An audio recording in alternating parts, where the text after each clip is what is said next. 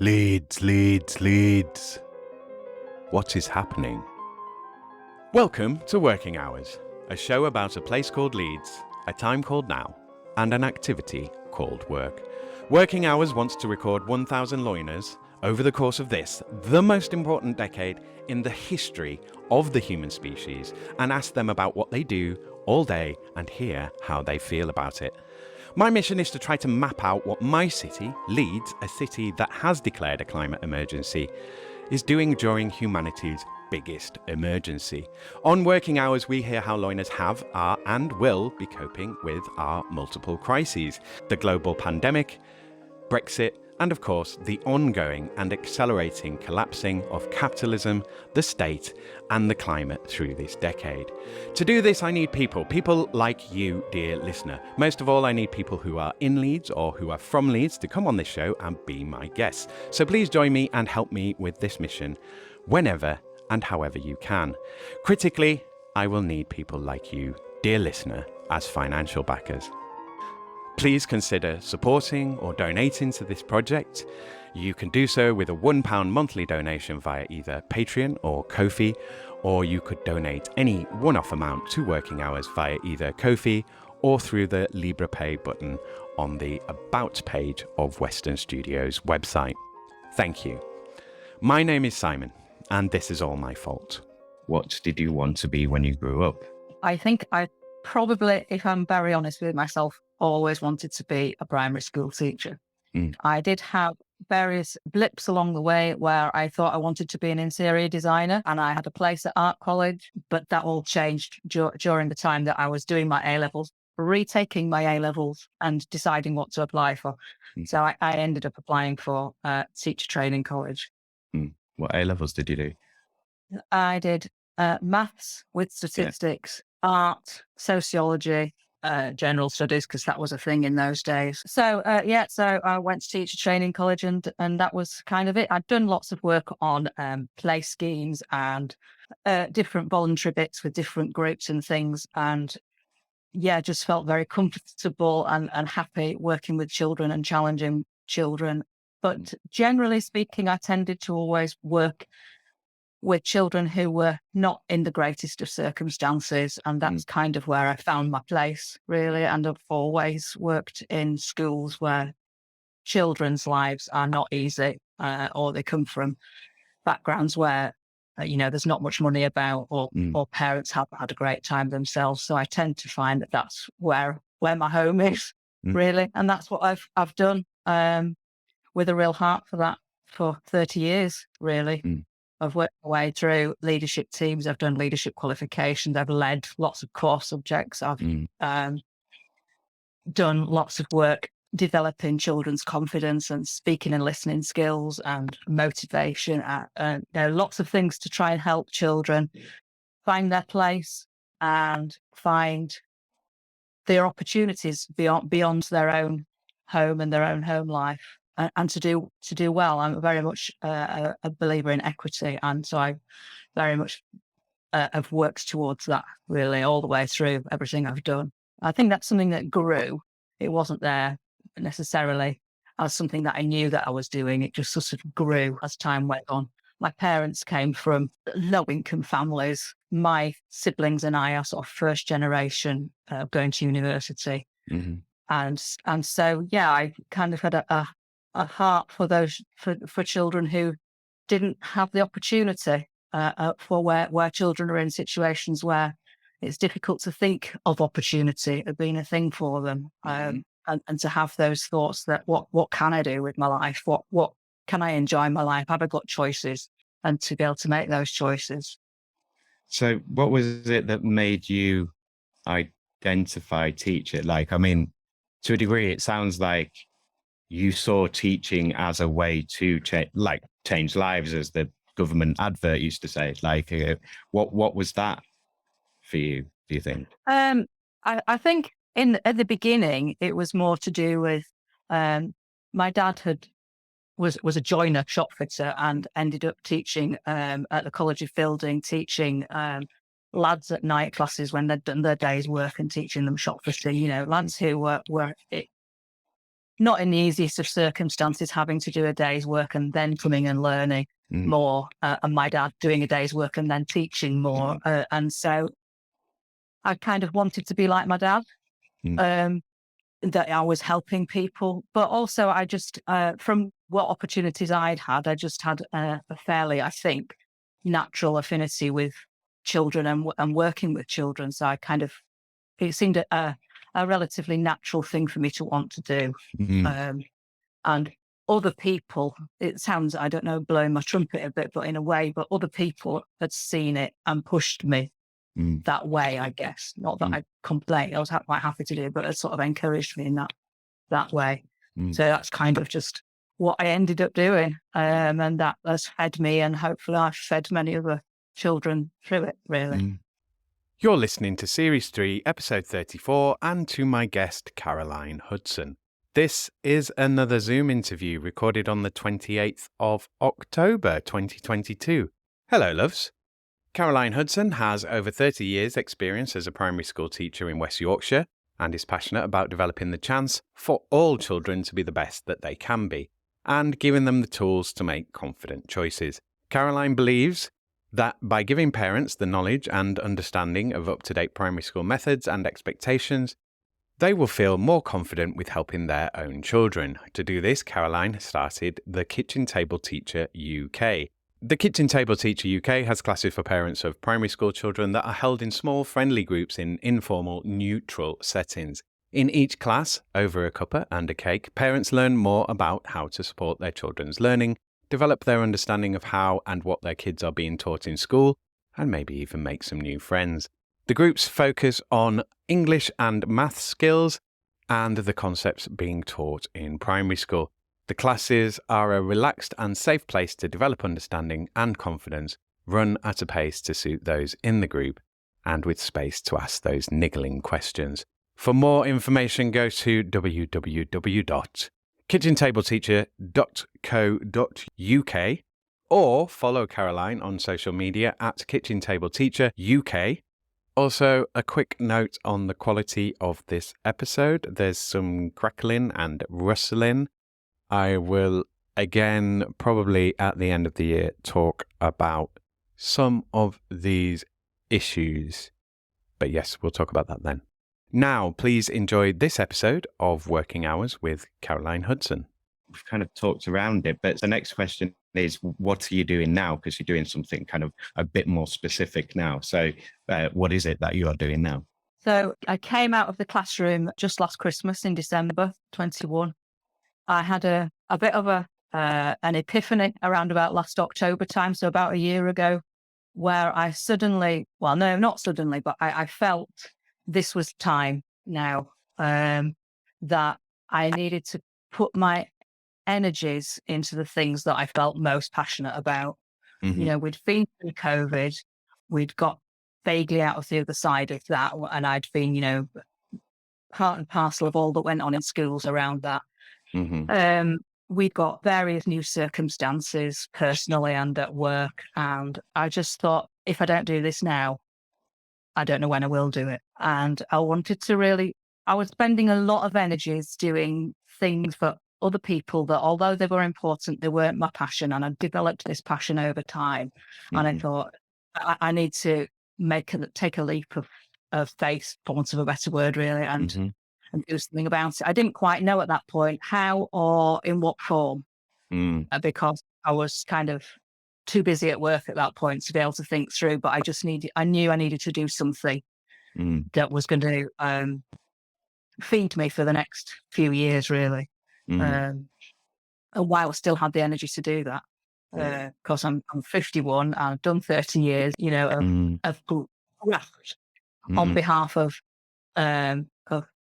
children and their families. And I wanted to do that graft on behalf of them, but I wanted to put together everything that I'd learned and everything that I was passionate about and do it kind of off my own back, not somebody else's, and make that difference in a way that wasn't completely restricted by everything else that was going on around, because, you know, schools have massive amounts of restrictions around them, which are there for a good reason. And I wanted to sort of take all those positives and put them together to make this bespoke offer that I'm doing. So what I'm doing currently, I'm kind of going for a bit of a multi-income stream.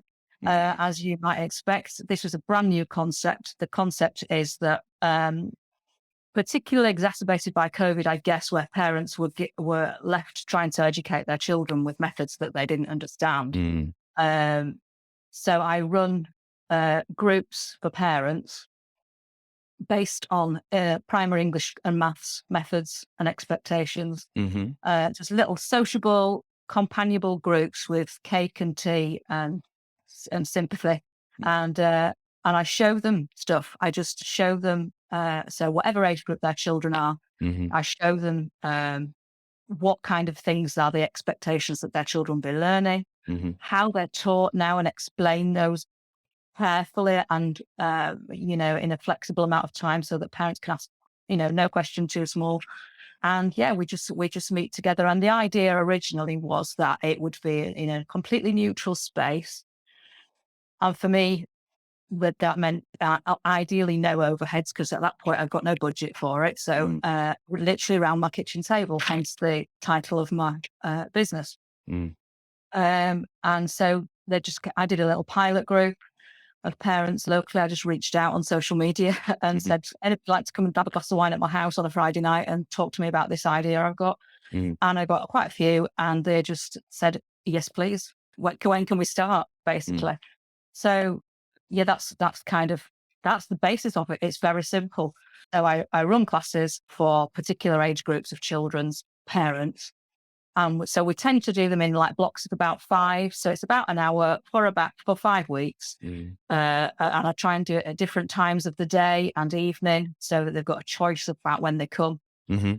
And so we might do a week on phonics, a week on writing, a couple of weeks on maths, and then, another week on whatever else they want to talk about. And I kind of have a basic of what I will cover.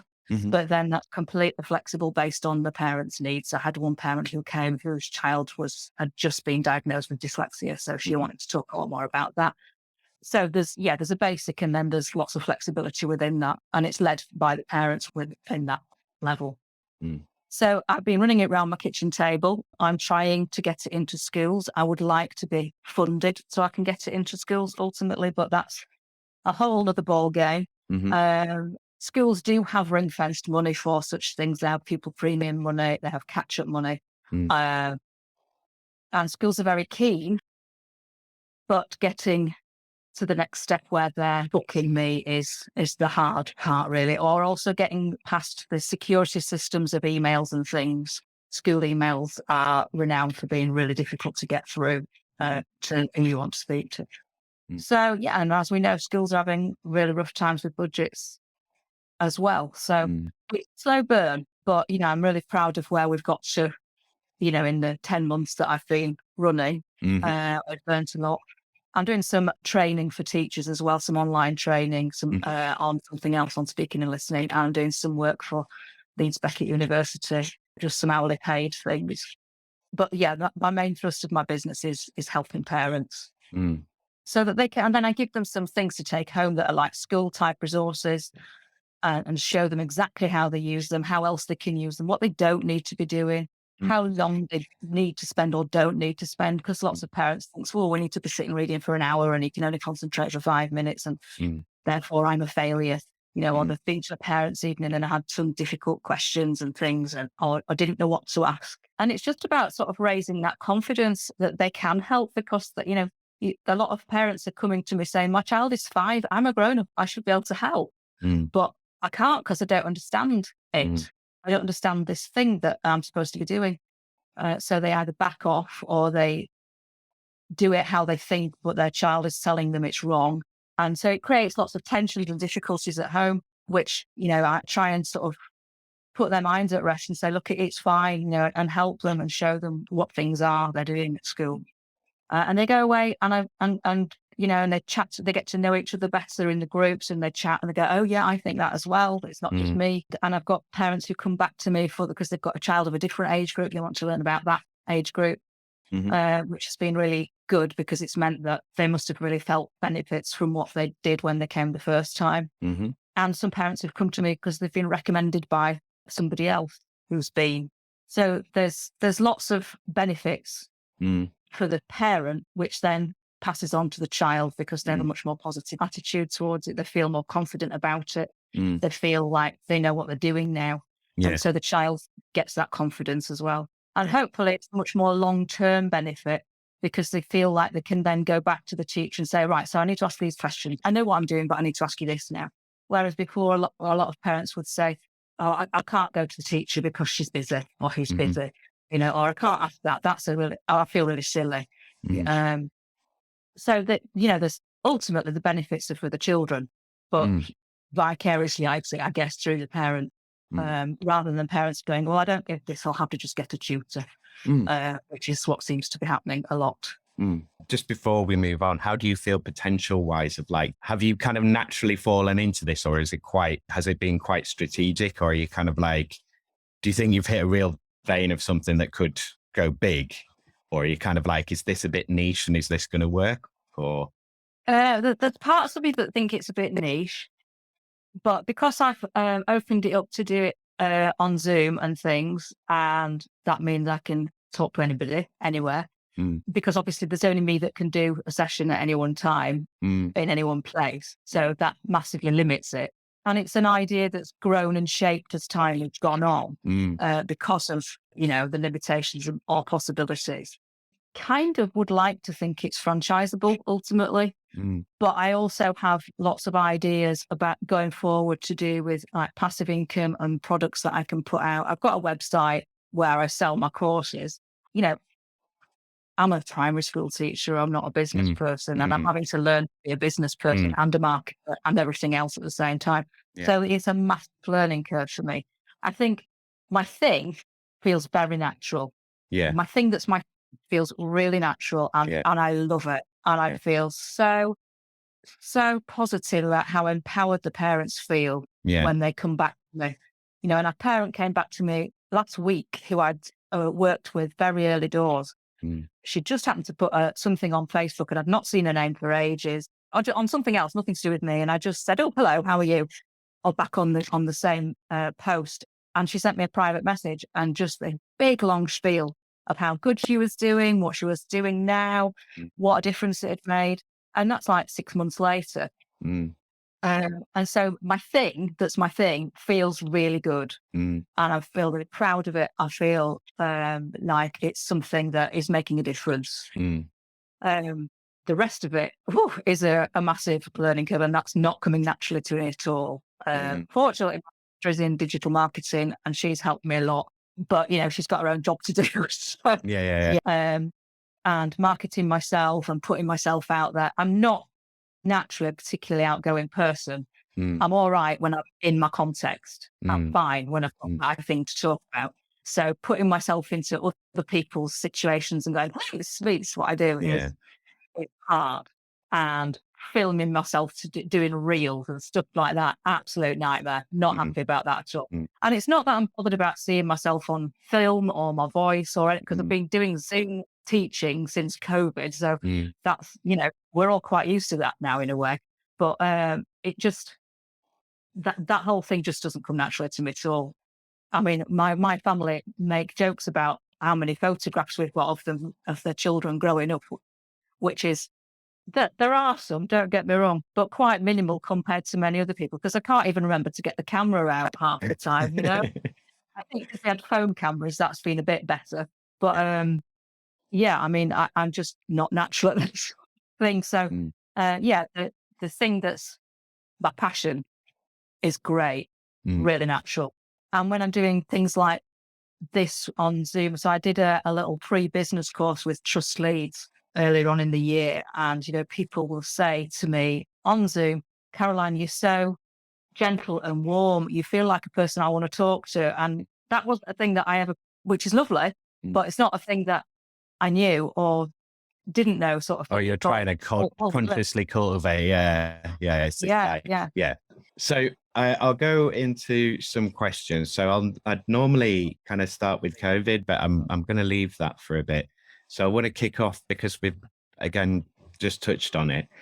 So let's go into the social media question. So we'll just kind of expand a bit more on what you were saying. So what I want to look at is the return on investment for social media. Like, do you feel that the amount of time that you have to give that, does it give you the return on investment that you want from it?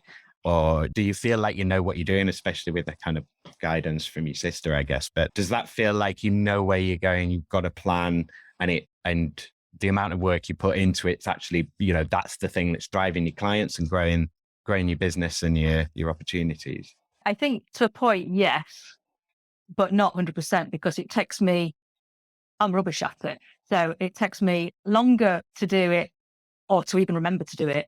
I at first got myself on loads of like local community groups and things that were sort of, because my original thought was that people had come to me from round about where I live.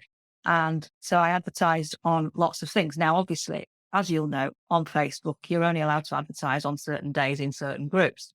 And so I had to write myself, I've got literally the same notebook that I had right at the beginning. I'm many notebooks in now, but like the same notebook with all the days of the week and who I'm allowed to advertise with.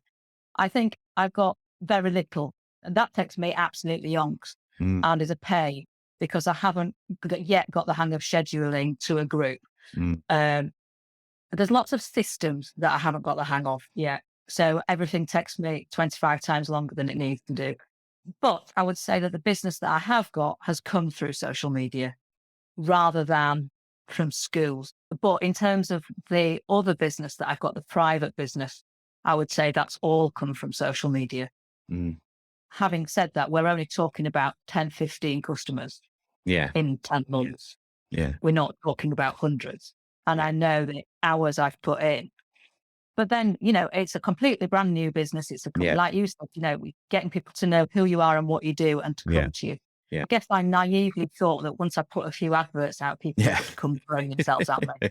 And, oh, Caroline, this is the perfect thing. Let me spend £50 at your house.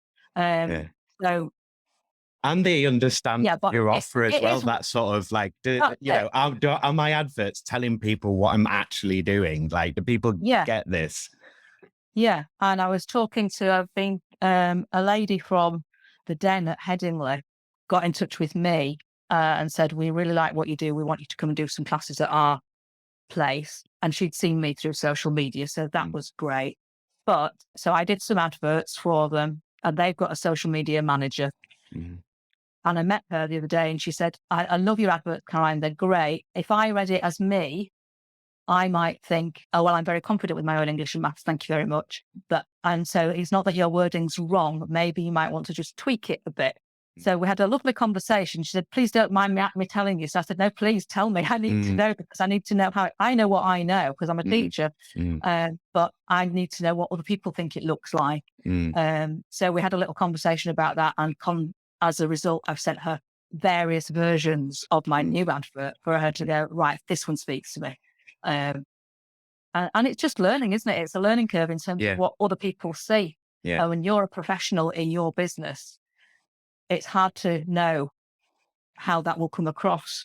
So you've got to test these things. Have you been in touch? So it's taking me hours. And lots of learning. But I would say social media has been a big help to me, really. And hopefully in the future. Have you been in touch with Adventure? No, who are they? So they're the Chamber of Commerce and the BIPC that's based at the library, the Business and IP Centre. Oh, yes. Yeah. So, and the other one's Adventure. So it's AD and then a colon and then Venture. And it's a Chamber of Commerce thing. They do lots of like webinar training things, but they do meetups and networking. And they have like consultants who will come and give support. Sometimes they can give you funding and stuff as well. They're definitely worth getting in touch with. Right. Funding in particular, because that's another way in, really. It would be very difficult for a school to say no to me if I can go and say, look, I'll do this for free. So, and then instantly you've got a lot of children helped very quickly. So if particularly if they've got funding or also other support and networks, that are great. I've joined a couple of networking things. And again, that's across of social media because people have seen me or I've seen them. Mm. So there's a parents of small business group that I'm part of. Oh, yeah. And a couple of other things, Yeah. which is really good. Yeah. And we all help each other. So Yeah. I want to get them on. But at some point I will. But that's the other thing with the podcast is that it's kind of, because I wanted people to come to me. I wanted to get sort of like everyone, like I've not had anyone in shops or anything. It's like, unsurprisingly, being on the internet, you're hitting people who are being on the internet. That's the thing with social media. I mean, like, obviously you've got your backgrounds in schools, so you're all kind of digital exclusion and digital divide kind of aware. Like, have you thought of anything in terms of your offer to kind of help with that, circumvent it? Like, how are you thinking of reaching people who haven't got access to Zoom and I mean, obviously there's the physical meetups, but if they can't drive or they're far away, can you go to them, or like, what's your plan? Well, I'm working with, or we're still in process of sorting funding out with a group in Sheffield, where I will be going to them, called Helping Hands Sheffield. And I've done quite a lot of my digital work has been on LinkedIn. So I'm more heading towards educational professionals and also professionals who might want to talk to me, who might want to work with me privately. So sort of kind of pitting two things. I've got two different markets, really, in a way. So yeah, I mean, the people who I would be working with who haven't got digital access, I am imagining would be the people within schools where I'm focusing my marketing in terms of a funded approach, really. So my idea is that I go into schools and we go in the community room or whatever. And I'm a fairly fully comprehensive kit. I've got all my own kit. I can just turn up, rock up and go. I don't need anybody to provide me with anything, really. And that parents who can't afford to pay me privately at all, wouldn't even dream of paying me privately, struggling with everything else, can come and just do it there. Now, it's not as neutral a place. So in that sense, it's not as ideal, but they're the places where the funding lies. If I can get other funding, I could do it in a church hall or anywhere else. But yeah, I mean, I think I'm still in very early days in terms of thinking through who and where and how, really. Like, in terms of your costs and expenses and stuff, have you broke even yet? Are you like in profit? Like, how's it going on that? No, I haven't broken even. But having said that, I haven't actually, in terms of what I've paid out for equipment, I've probably broken even. But in terms of paying myself a wage, no, not at all. Not even slightly. The work at the university has given me a bit of pocket money in terms of keeping the wolves from the door. I didn't expect, I guess, to be breaking even at this point. I expected to be further on. Naive, but a lot's happened, hasn't it, in the last year politically? So we're in an even worse state than we were when I thought of the idea. So I think I thought I'd have more private customers, but I think I thought I'd be able to get into schools more easily than I am doing. But everybody that I speak to, I mean, I had a meeting with our financial advisor, just our family financial advisor the other week, and he said, well, I wish you'd been around when my children were that age because I'd have come, and how much charging and this, that, and the other. And he said, it's a brilliant idea. So I keep saying to people, I'm this close to being a multimillionaire, but I'm not out to be a multimillionaire at all. I just would like to, pay myself a wage, really, pay my bills. Yeah, I think it's going to take longer than I'd hoped. I don't want to do COVID yet. I don't know why I want to build up to it, but like, we'll do one other question first and then I'll do COVID. So we'll do Brexit first. So it sounds like, so how long have you been, when did you start the business? I only started this business in January. Really. Okay. I'd done some pilot work before then, but I was asking some head teachers about the effect of Brexit on schools. I mean, obviously I was in schools at the time of Brexit, but I wasn't necessarily in a position to know quite how that was affected. And in many ways, I think it probably affected parents more than it affected primary schools, probably higher education more. It affected the price of school dinners, that sort of thing. And they go up or down? I guess they went up. Oh, yeah. Funnily enough. But I suspect, had I been going longer and going during that time, it's more to do with the uncertainty and the availability of goods for parents, and therefore the ability of parents to commit to something extra. Mm. I guess. But yeah, I mean, that's guesswork, really, on my part. Yeah, you can't really answer that because I mean, you've started after anyway. So it's kind of like, well, Yeah. no, it Yeah. hasn't. It can't because. No, no. But I mean, I suppose later down the line, I mean, there could, if there are, long-term effects or worse effects coming out of it, then that could impact you later down the line. Yeah. Equally, Yeah. if there are the so-called benefits forthcoming, I haven't had anyone say anything good about it yet. It's been neutral or bad. So Right. Okay. I keep saying this in the hopes that someone out there is listening to it and going, well, mine's been great. And it's like, come on the show then. So we'll do COVID. Okay. So what I want to look at here is kind of like how it's impacted your work over the longer term. Obviously, this is going to be different with your business. So, but we'll be how I want you to go into it is sort of thinking back to lockdown. Now, obviously, being a teacher, I mean, some admin staff were furloughed, some people were going in, like some people were teaching remotely. I want you to kind of just take us through that lockdown experience and just like the impact. I mean, like essentially your COVID story. Okay. So I was on residential with year 6 the week that we were told that schools were closing the following Monday. And we were in Whitby and the head teacher was with us. And we came back a day early so that she could be in school on the Friday, ready to preparations for closing Mm. On the Monday. So we were closed on the Monday, and I thought I had symptoms quite early on. And I drove to school one day quite early on. I'd got up for work and everything else, and got to the school car park and thought, I don't feel quite right. But of course, this was long before there was such a thing as a COVID test. And at that point, everybody was ultra sensitive to the idea that if you've got a slight cough or a bit of it, or you don't feel quite right, you best not come in. So I didn't come in for the first couple of weeks. And then, or maybe the first week, I can't remember. And then we were all just in all the time, one way or another. So we were rotated at home, teaching from home via Teams, and sending work via Class Dojo, which was like our school internal, almost like Facebook, but for schools. Yeah. So we were communicating with our children and sending things and doing as much as we could via Class Dojo and Teams, and recording ourselves in our back bedrooms, trying to teach stuff, and then trying to communicate with the children about how they've managed it or what they've managed. Then a different part of the rota, we were in school with the children of the vulnerable children and the key worker children, and trying to do something constructive with them. But because they were sort of quite mixed age groups, it was a real difficult thing to manage, really. And there was also lots of social and emotional stuff going on around that, because they were in and their friends weren't in. And a lot of the children that were in for various reasons to do with social emotional issues. So that had its own it had its own things going on.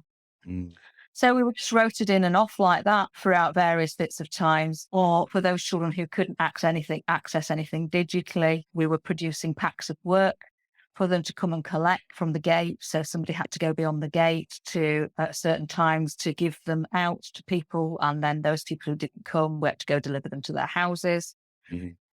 Socially distanced, of course. We were doing social distancing in classrooms, wiping everything, separating equipment out so that they all had their own equipment and that sort of thing. So we spent as much time doing COVID organisation as we did teaching, really. And we just did our best to make it as accessible as we possibly could. But, we were in an area of a certain amount of deprivation, a certain amount of children who couldn't have accessed those things one way or another. But, everybody absolutely worked themselves to the bone to try and make it as good as we could with what we have.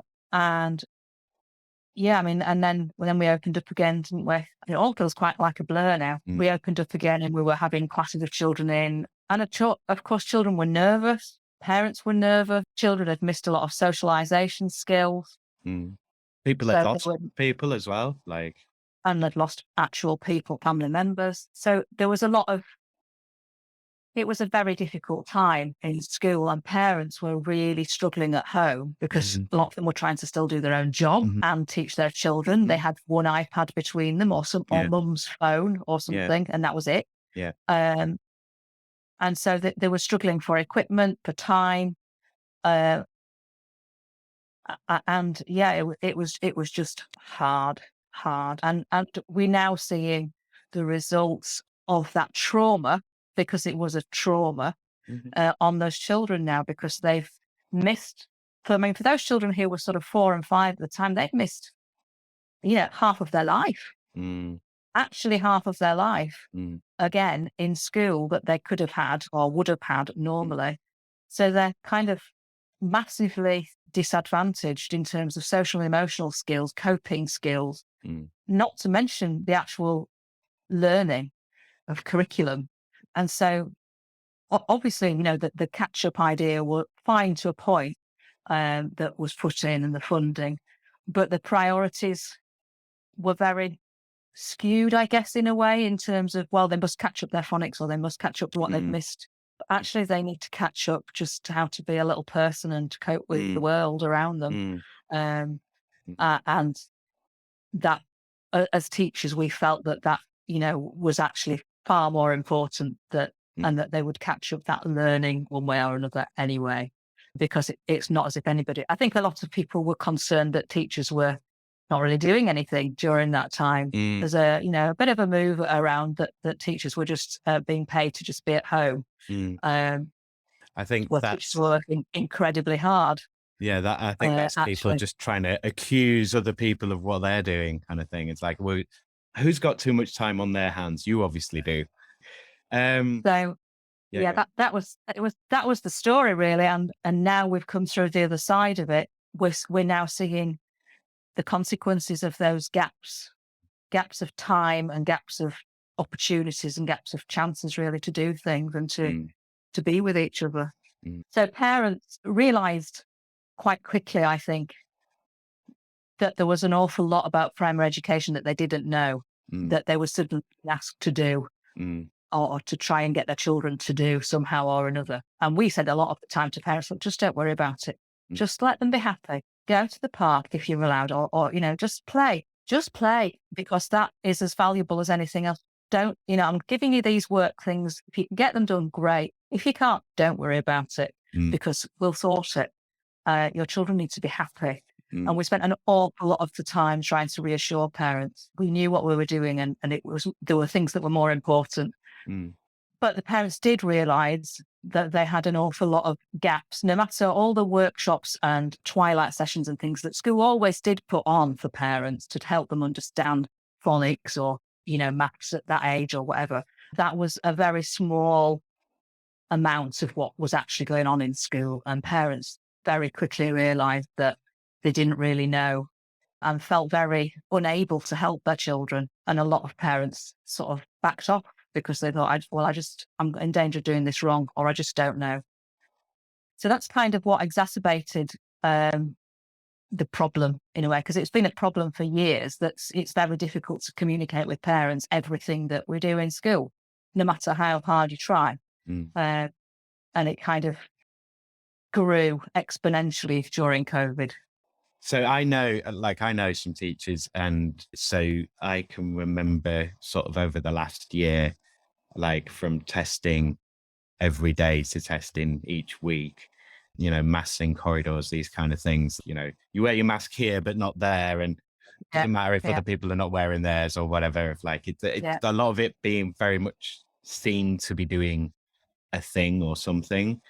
So yeah, I mean, was that the last straw for you in terms of teaching? Is that why you made the leap to business, do you think? Or was it just like, No, not at all. uh, No, I had fully intended. I'd spent all last summer preparing my classroom, making mm. it a really inspiring and calm and lovely place to be. I'd spent my summer holiday. I'd spent a lot of my own money in my classroom, because I really want to commit to another year, or whatever. But I had done various qualifications and various things to do with my passion of speaking and listening and communication skills. Mhm. And I guess there wasn't really a final straw. There was a few things that changed Mm, personally and professionally. And I think it was more to do with the stars coming together, I guess, more than anything. It was a few bits and pieces that sort of gradually pulled together and made me just go, it's time. I had come out of the profession for a little while and done some other work and come back in again and worked my way to where I wanted to be. And I'd kind of done what I wanted to do and felt that to do the next stage of what I wanted to do, I needed to come out. mm, Um, and what I didn't want to do was to become the old stale teacher who said, oh, we did that 30 years ago and it didn't work then. mm, Um, or the person who was always annoying in staff meetings going, no, I'm not doing that. mm, Because I've always been a person who was very happily and open to change and to give mm, things a go. I've always mm, been very flexible. I've not ever been a person who complained about workload or anything because mm, because I've been on leadership teams, I can see the big picture. I know why things happen the way they happen. I can see, the full picture. So it's always been fine. It's just the nature of the job. That's what the job is. But I just felt that my time had come to do that next thing. And I needed to do it outside of the constraints of the school mm, building, I guess, and the school system. But I still wanted to be in education. I still wanted to, the thing where I was helping families mm, and helping children's life chances ultimately. So the other thing that I'm doing is professional development for teachers in terms of oracy and communication skills, which mm, has come through lots of research over recent years, and so that's kind of my other thing. mm, But I'm putting that into the work that I'm doing with parents anyway, so mm, I'm still getting to do that. mm. Okay, I'll crack on with questions. Let's do climate change. So here I want to look at what you are doing, what you can do in terms of mitigation, adaptation, and awareness raising. Is it something that you can easily do within your role? Is it built into the design of it?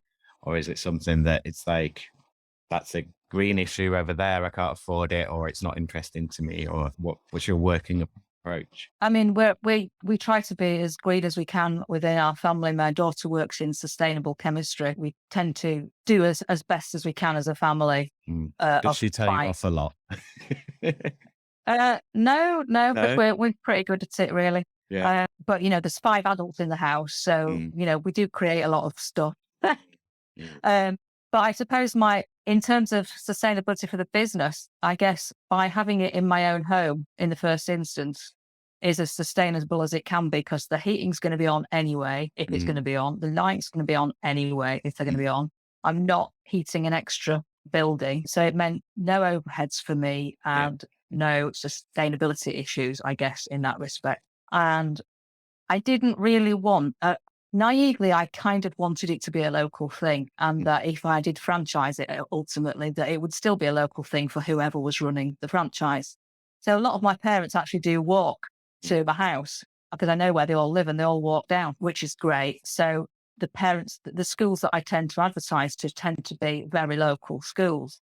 However, that's not going to generate me enough business ultimately to pay my bills. So the idea of doing Zoom versions. So you'll see on my website, I've got Zoom versions advertised. They've not picked up at all yet. I had a couple of people who said they wanted to, but then they've not happened. I'm learning about false leads and leads that don't come to anything and trying not to take it personally. But so by doing that, I can mitigate a lot of travel and it also means I can reach more people. mm, Having said that, I did just get a message from a lady in Harrogate who wants to come to Guiseley and she wants to do face to face. So, mm, well, that's her business.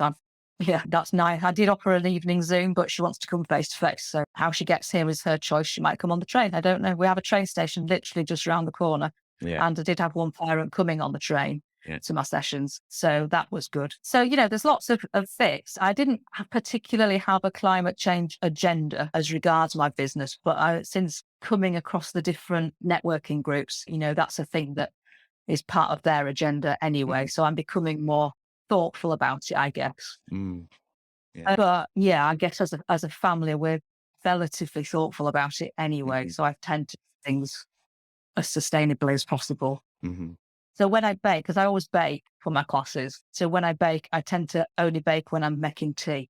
mm, So that the oven's only on once. Nice. as much as anything to save my bills, but Yeah, equally, yeah. let's try and put things together. Yeah. So what do you do cake-wise? Let's talk cake for a bit. You It do has to like, be simple, yeah. and it has to be something that's not going to cost me a fortune in time or money to make, Mm, because otherwise, it negates itself. So it's usually, flapjack is very popular, lemon drizzle, mm, buns, or mm. cupcake, as people call them these days. No, it's They've Leeds, it's always been buns. buns, biscuits, chocolate chip cookies, that sort of things that I can make in a batch Mm, quickly and without lots of fancy things on them, because mm. otherwise it's not the point of it really. Yeah. And my children love it because they get to eat what's left over, Mm. which is great. So do you do any like catering for allergies and this, that, and the other, or is it just easy enough? Well, I always ask Say to them before yeah. I just ask them, Mm, when they first book, I like to know if they've got anything that, like, because we've also got a small dog although it's small, it's multiple hairs. mm, So I always ask them if they mind the dog. It's a rescue dog. It's very friendly and calm little thing, mm, but he does bark at the door. mm, So I always ask them, A, if they mind the dog, B, if they're allergic to the dog, and C, if they've got any other allergies that I need to know about. And so far, one or two have had some preferences, but no, nothing severe. And also, whenever I do my marketing, I tend to do little stalls and things at different things. So I always put, or when I do my free taster sessions at schools, mm, I always take ingredients lists and put them out with the baking mm. so that people can read what they are and Yeah. what's in them, Yeah. just to cover myself. And saves a lot of questions as well. It's like, the people would just read it then. It's like, Yeah. has it got this in it? Yeah. Has it got that in it? Yeah. Okay, so let's do UBI. If there was a universal basic income, so I assume you've heard of it, and I assume you would ask if you hadn't. Mhm. So yeah, if there was a UBI, it's enough to pay for your sort of basic needs and stuff. Well, first of all, would you work still? Second of all, if you would work, would you still be doing what you're doing now? And then the third part is, if you would still be doing what you're doing now, how would it be changed by the UBI? I don't think I'd be spending all my days sitting on a sun lounger in the sun. I'd be bored. I like to be busy and I like to be helping people. So, and I don't think that I'd feel right just taking money and doing nothing.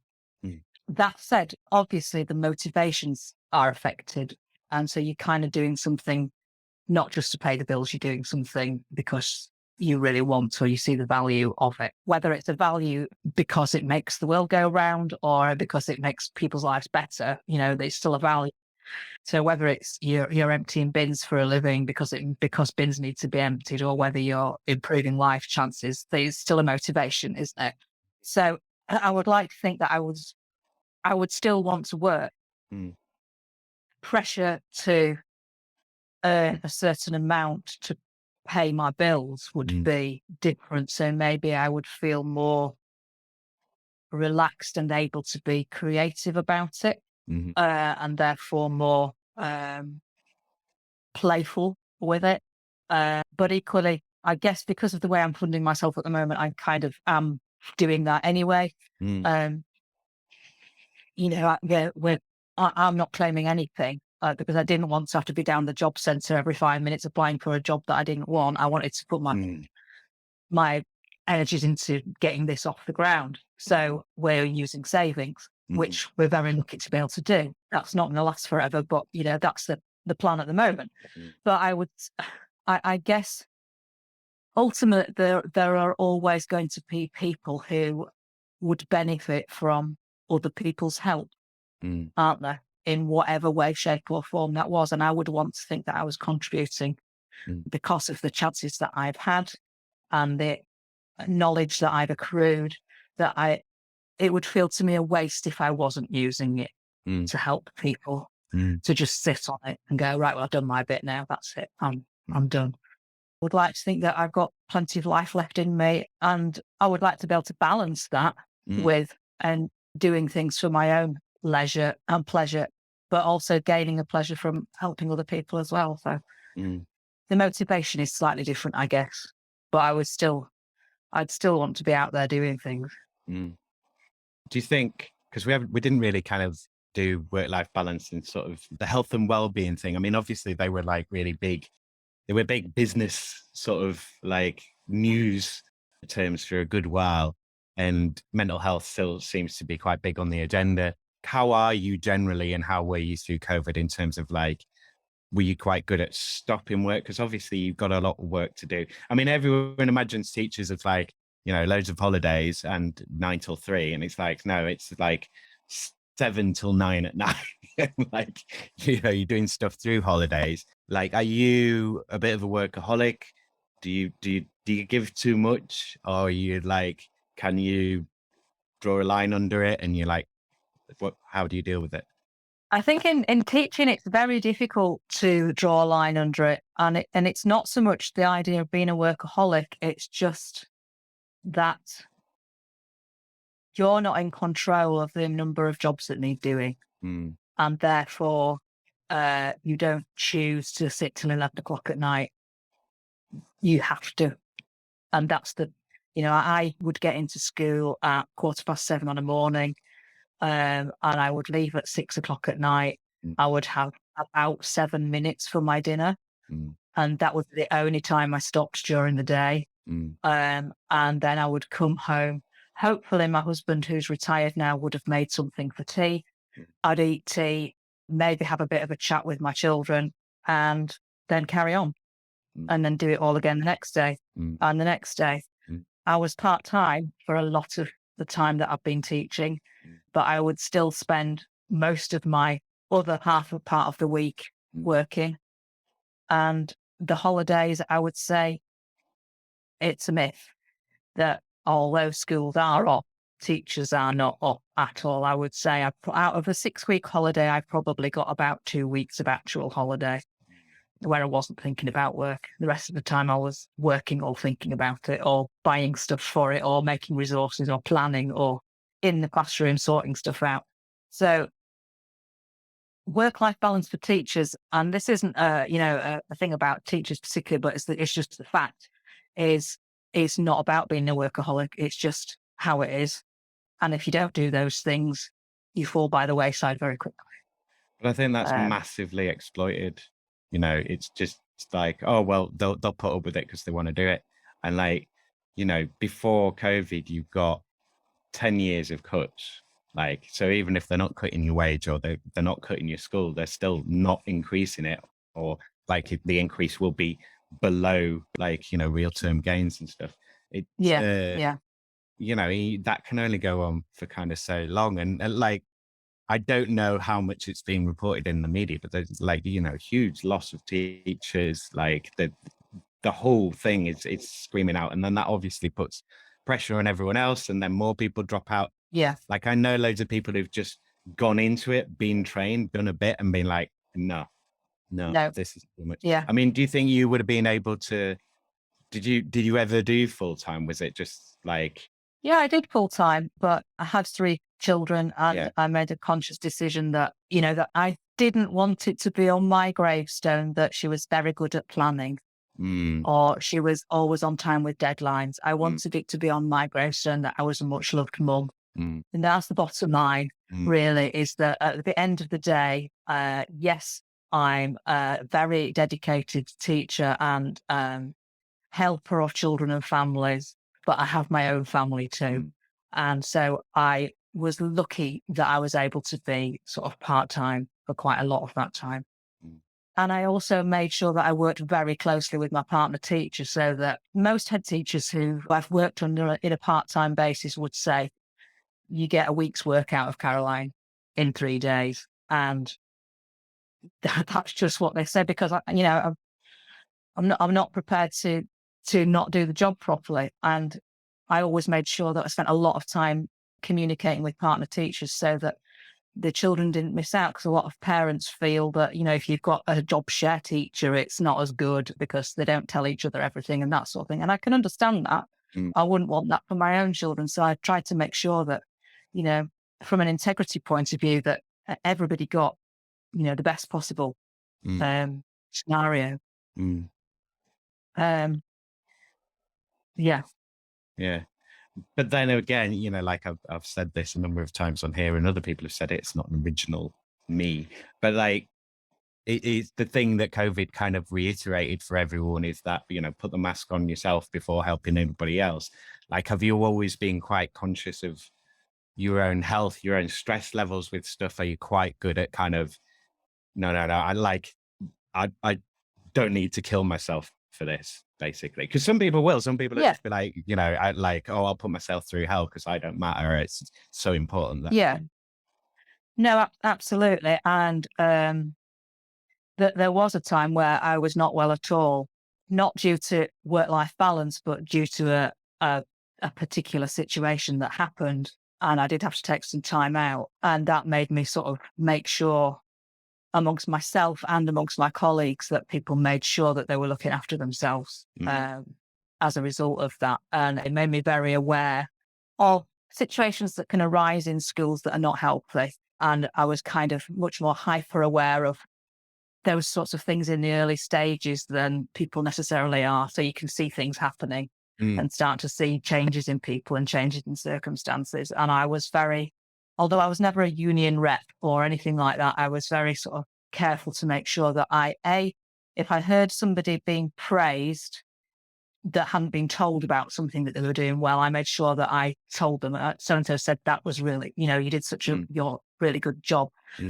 So that people hear it, because it's very easy for those things to get missed. But also, if I was starting to notice that somebody wasn't looking particularly great or was starting to, not be quite themselves, that I would check in on them, because, I didn't want anybody to go where I'd gone, really. But I came back and I got myself back to, a good place. So when I left last year, I left feeling good about what I'd done and where I was. Teaching itself, the profession itself is, in a very difficult place right now. But I felt okay in myself about what I was doing and my performance. Yeah, and that I'm very careful to make sure that I'm doing that. That I'm okay. Be very, very sensible. Well, you can't be a mum and a wife very effectively if you're not okay, and or you need to keep a an eye on that. teacher in a lot of levels. Or a teacher. Yeah. No. I was going to say something else there on this. Oh yeah, so like, because we're on UBI, I mean, how do you think on a sort of wider level, like, if everyone's getting the UBI, like all your parents and like, maybe it starts at 16 or whatever, like, how do you think that would change things for them in terms of like, they could potentially have more time to give to the kids and support the kids with homework, more time to understand things, more time to kind of like, be at home, be less stressed. And equally, that would impact on the children, because the children would be less stressed, because the children get stressed when the family's stressed.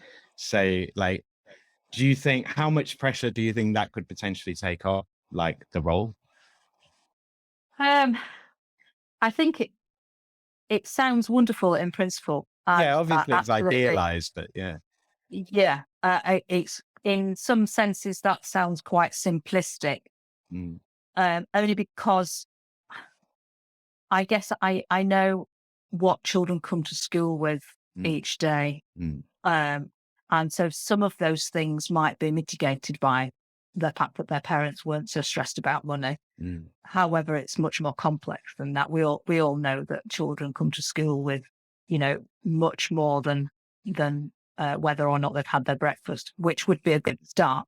But I guess if mummy and or daddy or other combinations of parents were feeling more freed up in their brain to be the parent they always wanted to be, rather than the person who had to be out at work till doing 3 jobs to pay the bill, then that would have a massively positive impact on the whole family, definitely. And I would like to think that, there are parents out there who are doing 3 jobs to pay the bills and who see very little of their children. And it tends to be at bedtime when everybody's not at their best, or dashing off to school in the morning and everybody's dashing out of the door. And I would like to think that, yes, we would still all want to contribute to society by doing something, but maybe not feel that you had to do everything because you had to pay your bills. Mm. Mm. And I think it's important that children and families feel that, we have a role to play, and, we all have something really good to contribute, whatever that is. And it's very valuable to be able to Mm. contribute something to the running of the society that we live in. Mm. I guess if you didn't feel that you had to do it several times over in the day just because it wasn't earning enough to bring in the money to pay the bills, that would be Mm. a big weight off shoulders. Mm. And I know that when I originally decided I was going to come out of the classroom, my brain freed up massively Mm. in the space of a week, Mm. just because I It's like a knew huge weight off. Like, oh feel, my God. yeah, I could feel a space opening up in Yeah. terms of brain space to think about Possibilities. other things and Yeah. possibilities. Yeah. Yeah. So if your brain space is freed up because you know that your bills are sorted, Mm. then, great. What else can we do with our lives? Mm. That would be wonderful. Well, this is one that I don't think I've dropped this into the podcast before, but like there was a study in India where they had a bunch of rural farmers and got them to do IQ tests, basically. An IQ test, there's a whole load of, stuff with IQ tests. But the results were basically that during the dry seasons, when there was less food around and stuff, and they were more stressed and kind of worried about, they didn't have as much money, they didn't have as much food, like their IQ literally drops because they were having more worries about money and like life. And then when the calorie increase came up, it was like, oh yeah, it's like we got smarter again. And it does. I mean, that just seems logical to me because I think we all know from our life experience of like when things are hard financially, it's just like, because you do make stupid decisions, but it's like, well, what other options have I got? Because your horizons narrow. Well, yeah, and just the ability to be creative and to enjoy things, and to create those endorphins that then create more endorphins to make life be happy. And I know there's an element of consciousness in terms of deciding to be happy and have a happy persona, even in the worst of times. But that gets harder, obviously, when you're actually on the red line, to have that happy enjoyment of life. And I know that, we have come a long way in terms of what we expect from life and also what we expect to have in life. I know that, family members of mine in the past have lived in empty, cold flats with nothing but boxes to sit on. And we've come a long way from that. And I know that, my grandparents, my parents grew up, one is in a single parent family, which in those days was not a thing to do at all. And my other grandparents had disabilities, so were unable to work a lot of the time. So both my parents grew up in, not a particularly easy circumstance. And, thinking back to those days and thinking about where we all are now, or a lot of us that were, are very privileged, really. In a way, we have made a lot of progress, but there are still hundreds, thousands of children and families who are living on the breadline. And their ability to be creative and be happy is vastly limited. I mean, just the whole concept of having breakfast clubs, or feeding children as they come into school, the whole thing about having the third of a pint of warm milk on arrival is rooted in all that understanding about nutrition and having your basic needs met. Maslow's hierarchy of needs, it still comes down to that for a lot of children. Okay, so the change question, you can take it back to teaching if you want, but it'd be interesting to actually hear your answer with regards to your business. So if there were any 3 things you could change about your work right now, so you can change anything at all, it can be as big or as small as you want, it can be nothing at all. So any 3 things about your work, what would you change? Well, I would change how busy I am in terms of my amount of business that I'm getting in. I would like to think that I had, a couple of groups a day with, a few people in each group and potentially a Zoom group on an evening as well. I would like to change, the amount of people that I'm working with. would be my major thing. Partly for my own income, but also obviously partly because of that's what I'm about. That's the point of what I'm Yeah, and doing. you want to be helping more people. You want to increase your reach. Yeah. Yeah. Yeah. So that would be my first biggest change. My second change would be, I guess, to do with my own business acumen and my own ability to market myself and plan and all of those things to do with running a successful business. I would like to think I'm a fairly strategic person. I was always on senior leadership team. That was one of my favorite parts of the job was the strategic planning of things and being part of the bigger picture. When it comes to doing this job like this, I guess I had a strategy, but it was so new that I've had to learn how to do that. And I'm still massively learning all the time. So I would like to think that I was more knowledgeable and strategic with that knowledge about what to do when and realistic about what I would expect to happen, I guess. I don't know whether I would have taken any other paid work on in between times because it would have still limited what I was able to do. Yeah, so I guess I probably wouldn't change that. I think I would still do it, by not taking on any other work. Yeah. The work that I'm doing for university now is very much sort of on an ad hoc basis and it's timetabled in advance. So I know I can book my own things around it. Yeah. Whereas if I was working in a shop, I wouldn't be able to do that at all. I wouldn't have that element of control or whatever else I was working in. So I wouldn't change that. I don't know what else I'd change, really.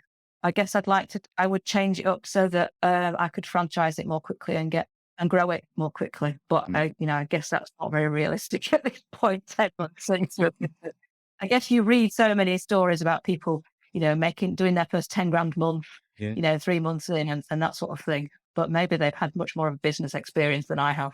Yeah, but or maybe their pool of connections is massive. Like it's it's as much who isn't it? It's absolutely yeah. And people are a resource. Again, going back to COVID, like everyone's spend is someone else's income, and vice versa. So yeah, it's knowing the people, which is then you back into social media of like get more people, but then it's like not just more people, the right people. And then the right people and people who want to spend their money with you. Yeah. As Kevin Pratt, he was quoting someone else. It was a guy who was on there a couple of episodes back. He was saying, it's about getting the right people on the bus and getting them in the right seats, which I quite liked that. So, yeah, that leaves us with plenty of time to kind of throw it over to you. Before I do that, I do want to, because as you were talking, I was kind of like, I can so imagine a lot of this, like there is so much kind of media content that you can create based on this, like from what you've said. Like, I had visions of you kind of doing like cookery videos, well, also teaching people about their, like, here's what you need to know about school, and here's my cake that I'm making, and I'm doing it. Right, okay. Or, Onyx whilst baking. Yeah, I mean, like I could see you potentially being like, you could be like a Martin Lewis on TV, but for teaching and like, for parents sort of thing. Like potentially there's all sorts of, it depends. Yeah, I mean, there is quite a lot of it about, when you start looking, there's lots of teachers doing online stuff. And some teachers are doing it to help teachers. Some teachers are doing it to help parents a bit. There's less for parents. Most of it's teachers helping other teachers and that sort of thing. But I mean, the market is certainly not saturated at all. And whenever you talk to somebody new, they sort of say something like what you've just said. So clearly, it's not a common thing that people know. In so much as everybody's heard of Martin Lewis, there isn't somebody that everybody can go, oh, there's such a teacher. Have you heard of her? Teachers know about them, but most people, most ordinary people who don't spend their life worrying about teaching don't know about them. So yeah, feel free to chuck ideas at me about things I could do. I think the hardest part of that is learning the tech as much as anything. But that's just a kind of try and fail kind of thing, I think, at this point, because you've got, like the thing is, as you get better, your audience would get bigger. So that's the Yeah. way it should work, I think, ideally. And I think it's probably good that you don't want to scale too big, because you're still really exploring the idea for yourself, aren't you? You're kind of, Yeah. And I mean, the CPD for teachers on speaking and listening that I'm doing, I've been reckoning to do since about March. mm, But, everything ends to, you've got to focus on one thing at a time, really. And that's just although it's absolutely something that I'm passionate about for a lot of different reasons, it's had to take a back seat because I can't do everything. mm, My family circumstances are not straightforward enough for me to say I'm going to work 9 till 5 every day on this. mm, That's not how it is. And so I have to, do my work to fit around my family circumstances and my own personal amount that I want to work. It's taken a bit of getting used to. I was saying this to somebody else the other day, not working at 100 miles an hour mm, because that's what I'm used to. I'm mm, used to everybody wanting everything yesterday. mm, And literally, as I said to you before, working from 7:15 on a morning till 6 at night with a mm, 7-minute break and then carry on at home. And that's how I'm also used to, if you send an email to somebody, they'll respond. mm, I'm used to that. mm, Or I'm used to if somebody sends me an email that I respond within a couple of hours, really. And that's very difficult to get used to because the rest of the world doesn't seem to work like that at all. In the real world, as people like to say. No. Yeah. Yeah. Like in teaching, do people read emails then? Because Yeah. nobody reads And people emails. email each other throughout the day.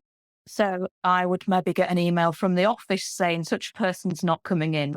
And then at 3 o'clock, somebody will come and say, "Did you get the email?" I said, "Well, no, I was teaching, actually."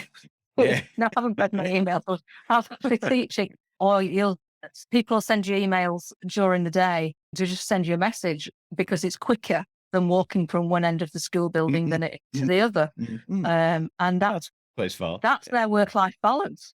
Mm, It's quicker to do that than to come and find me. Also, it means it doesn't interrupt things because there's nothing worse than trying to do an input with a group of children and 5 different people walk in to bring you a message. Mm. So, it swings and roundabouts. And like you say, people don't respond as quickly as you might like, but I'm used to that being the expectation, really. Yeah. It's a real change of pace, change of. Absolutely. I mean, how hard has that been to adjust to? I mean, it's a big change, and you've been used to that world that you were in for a long time. I mean, obviously, there's been huge changes there as well, but this is a huge change. Yeah. I think because of the way things have got broken up over the last couple of years in terms of us, working in different ways, it's not been such a shock to the system in that respect. What's the shock to the system is then me trying to set things up and other people not working at 100 miles an hour. And also the fact that I'm not prepared to work at 100 miles an hour. That's partly why, what I'm trying to do with my work-life balance is to work in a more manageable and sustainable way for myself.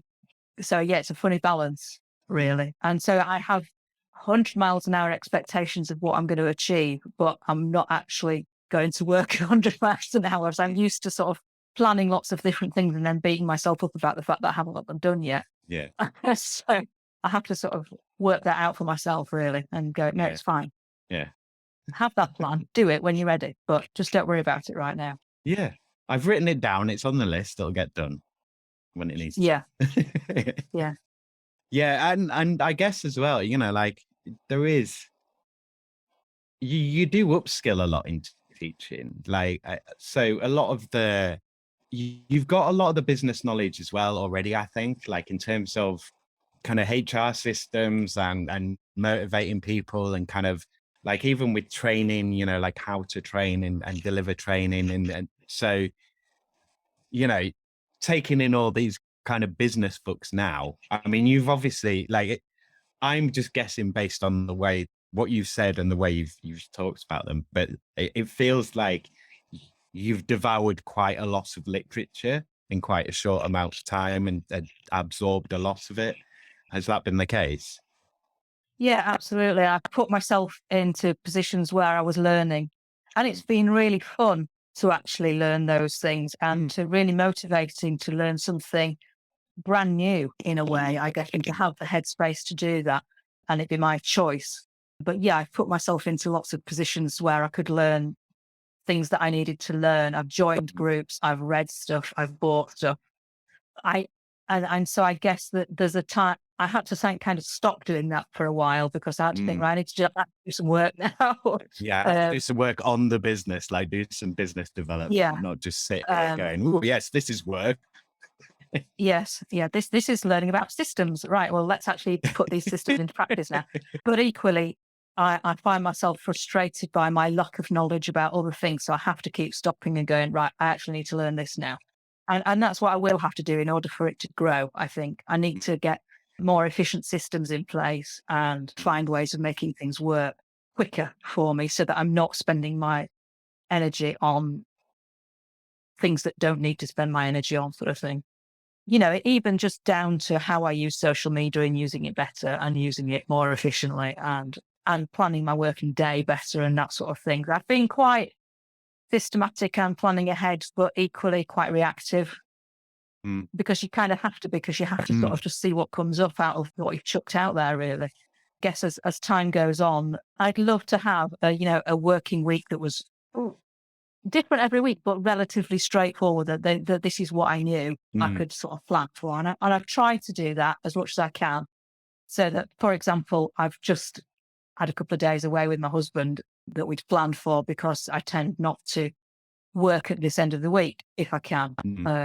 because otherwise, what's the point of him being Mm. retired and me working 5 days a week? That's bonkers. Mm. So, but I would love it to be better than that. But Mm. yeah, I had to learn a lot and I'm still learning, but it's positive learning. Mm. How do you feel about the working on your own? I mean, obviously, you're working with people, you're delivering to clients and stuff, but in terms of working on the business, there's nobody, you haven't got colleagues, you haven't, like, I assume you haven't got a mentor or anyone that, like, I guess with your husband being retired, there's an element of you can talk to him about certain aspects of what you're doing and stuff, but on a day-to-day basis, like, is that difficult? I know for myself, it's like, God, it'd be great to have someone else to be working with and, like to chat about what we're doing and have someone kind of, what's the word I'm looking for? Like interrogate your own ideas. Cause it's very easy to go, oh, this is an idea. It's great. Yeah, But then, like a you try critical it out. friend. Yeah. Yeah, it is tricky. That I mean, because I've purposely put myself into these groups in order to be able to do that, because you do miss the colleagueship of the staff room, no matter how little time you spend in there. And I do have various educational friends who I chuck stuff at and go, have a look at Mm. this. Mm.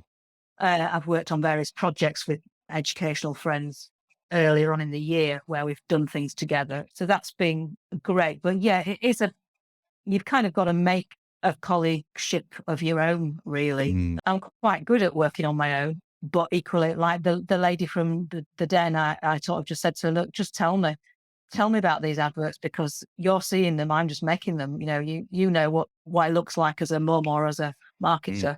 And my sister lives in Birmingham, which is a bit of a pain in terms of meeting up with her to discuss my marketing. But we've arranged to sort of have a quarterly meetup where her husband looks after the children and me and her just sit and thrash through a load of stuff. We go with a list, and Mm.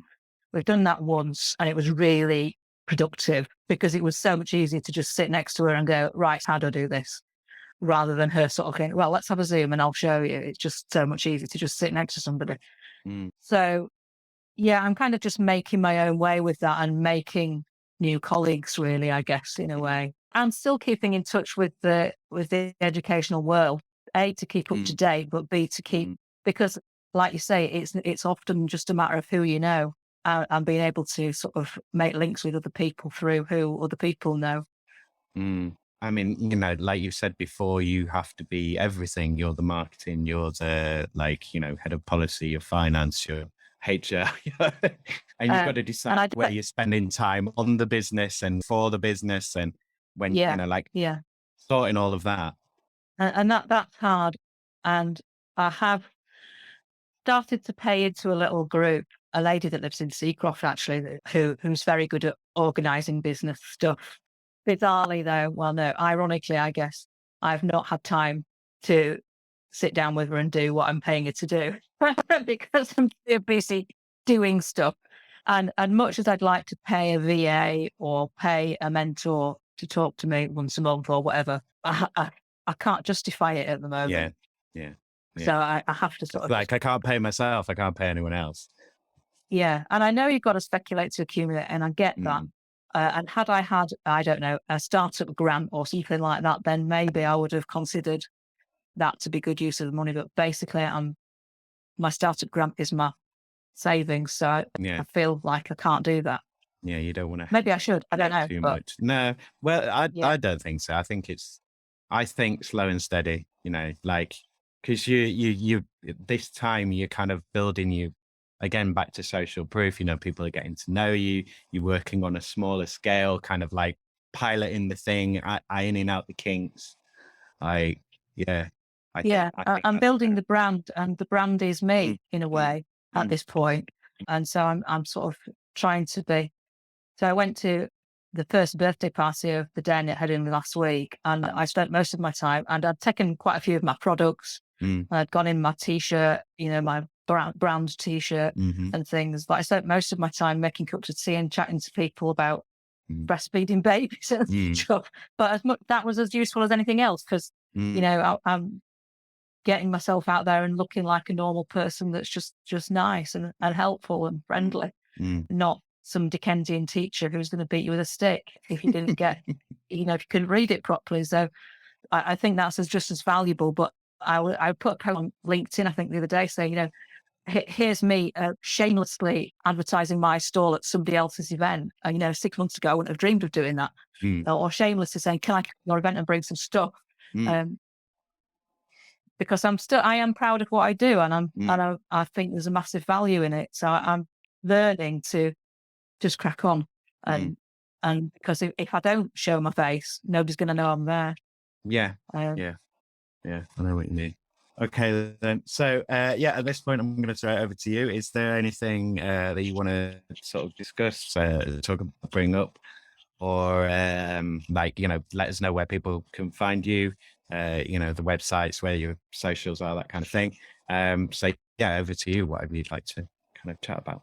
I just think that there's an awful lot of power in community and in talk and people's ability to learn from each other and share with each other, and all the work that everybody's doing about mental health and mental health awareness and equity and opportunity is something that I'm very passionate about. And so what I'm working towards is building up communities of people, little communities of people who are learning from each other and supporting each other. And my work as kitchen table teacher, but also my work helping teachers to develop those communication skills are, for me, a way forward in building that equity for children and families. But there's lots of other people in other different parts of the community doing equally valuable work to help with those support systems. So I consider myself part of that, really. Although my work is kind of new and it's a slightly different twist on things, I think I'm still part of that whole community support system feel, and I would like to think that I was part of that. So if people thought that I had something to offer in terms of their community groups and work, I'd be very open to chat about that and see how else we can work together in different ways. So my website currently is the Kitchen Table Teacher website, but people can contact me through that. So it's www.kitchentableteacher.co.uk, which my husband thinks is far too long-winded, but it's what it is. And I'm on Instagram and Facebook as Kitchen Table Teacher UK. I'm also on LinkedIn as Caroline Hudson, but I do have a Kitchen Table Teacher LinkedIn page sort of in the background for the future, really. Happy to talk to people about things that we can do together to build that strength and power of community to help each other. Thank you again to Caroline for being my guest. Thanks again to all my guests, and thanks to you, Leeds, for being my subject. And of course, most of all, thank you to you, my dear listener. So this isn't the episode I had planned for today, yesterday. That interview and a couple of others were very ropey quality-wise, so I'm going to sprinkle those episodes about a bit, so hopefully they're not all coming out at you at once. If you would like to help the show improve episode quality, then you can help by growing the show through engaging online, through our socials, promoting the show in your networks, or by throwing in some cash to help the show become self-sustaining. Anyway, thanks for listening, and I hope you got something out of this, and please come back on Friday for more working hours. I'll try my best to get it out on time. If someone new joins the Patreon or donates, then I will feel more obliged to make myself do that. You can follow this show on Twitter at Working Hours 3 and on Instagram at Working Hours Pod Leeds. Use the hashtag Working Hours Pod Leeds to stay up to date on when new episodes are being released, to DM me with your questions, or most importantly, to get in touch if you'd like to be my guest on this show. Please do chuck in anything you can to help the show grow. Go to ko-fi.com/working hours and join me there for £1 a month, or you can make a one-off donation of whatever amount. You can also go to patreon.com/working hours pod to support Working Hours, again from as little as £1 a month. Why not be super awesome and join both? Do something new and something different. Remember to like, share, follow and subscribe to Working Hours. That's me. Cheers ears. Take care out there and be kind to each other, Leeds. Working Hours is produced, recorded, edited and published by Simon Treen for Western Studios Leeds Limited. The music was The Bees from Chopin's Etudes, which is in the public domain and was taken from museopen.org. Please like Western Studios Leeds on Facebook at facebook.com/Western_Studios_Leeds and on LinkedIn, linkedin.com/company/Western-Studios. Leeds, are you considering taking the plunge into podcasts or audio content? Then think Western Studios for support, advice and guidance on getting it made. At Western Studios, you work with a real-life learner who is actually in Leeds. Not a piece of software, not a course of articles or a series of live chats and video courses, but me, a person in physical place-based reality. If you want to work with me to make your podcast or any digital audio content in Leeds, whether it's for your own cause, your publicity campaigns, to promote your products, increase your sales, or just to create your own passion projects, then get in touch with me, Western Studios, now. Don't wade through vapid articles and videos and podcasts about how to make podcasts by disembodied virtual people on the web. Get on with making your podcast now, and then when it gets hard and expensive and it all goes wrong, which it will, then call Western Studios to make your podcast with you or even for you. Western Studios will take on your podcast's boring, time-consuming and painful admin, recording, editing, transcription, whatever. Tell me about your podcasting pain points and I can make it all better for you. I feel your pain. For a charge, I will share it. Remember, podcast work is work. Leeds businesses, Leeds campaigns, Leeds brands. Got an inkling that you'd like a podcast but don't know where to start? Contact Western Studios at makemypodcast@western-studios.com and we'll start making your podcast straight away. The first hour of arranged consultation and pre-production time is free. £25 an hour after that for editing, recording, production. I can also arrange hefty discounts for the right projects. So tell me your idea and your budget and I'll tell you what I can do for you. What do you have to lose? Time. That's what. Time is running out. The best time to make a podcast was 10 years ago. The second best time is right now.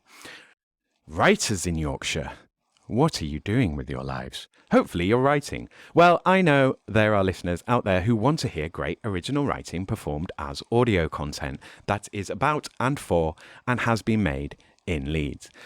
How do I know this? Because I'm one of them loiners what wants it. Help me make your old screenplays, unpublished novels, unperformed plays, stories, poems, and performances, whatever you got, baby, and make it as podcast content. Is your work arty, salacious, pulpy, strange? Good. Is it unfinished? Good. I can help you with that too. I can work with you to find actors, musicians, and voiceover artists and quickly realize your projects.